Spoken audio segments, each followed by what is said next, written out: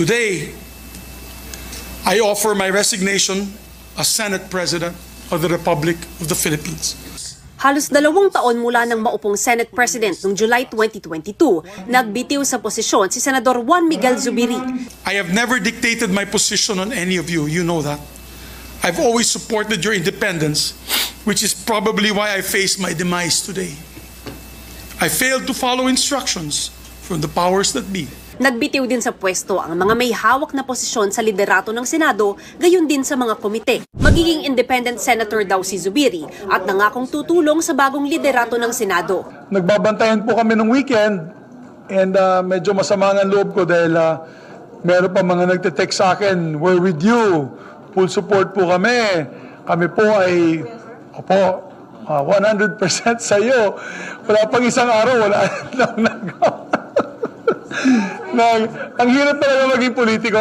Palagay ni Zubiri, nagsimula sa usapin ng charter change, lalo lang daw ito tumindi dahil sa PIDEA leaks hearings. Nagbitiw bilang opisyal ng Partido Demokratiko Pilipino Lakas ng Bayan o PDP Laban, si Senator Robin Padilla. Si Padilla ang umuupong Executive Vice President ng partido. Sa isang pahayag, sinabi ng mambabatas na ito ay upang matiyak na mas epektibo niyang magagampanan ang kanyang tungkulin bilang senador. I'd just like to manifest that I'm also resigning as chairperson of the Committee on Accounts and Tourism and Ethics. I tender my resignation because the greater cause outweighs my personal interest. To also tender my resignation as the chairperson of the Committee on Finance, the chairperson of the Committee on Youth, and the chairperson of the Subcommittee on Constitutional Amendments in order to give the new leadership a free hand to choose who they wish to fill up these positions. And I thank our colleagues for the chance to serve them. For the last 5 years as the chairperson of the Committee on Finance, I think we achieved real progress together. And I think if at all I was able to empower you to fulfill or to realize your advocacies. Again, I would like to resign, of course, to give the new leadership a free hand in reorganizing the Senate leadership.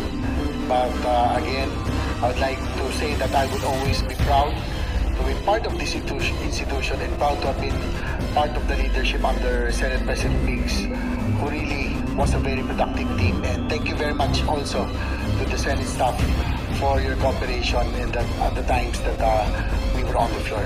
We have a very passionate leader. We have a very passionate leader. But we also have a very prepared leader. Kung magkakaisa tayo at sana po'y magkaisa tayo. Want to keep me, but I have a prepared resignation as well. So I intend to go down.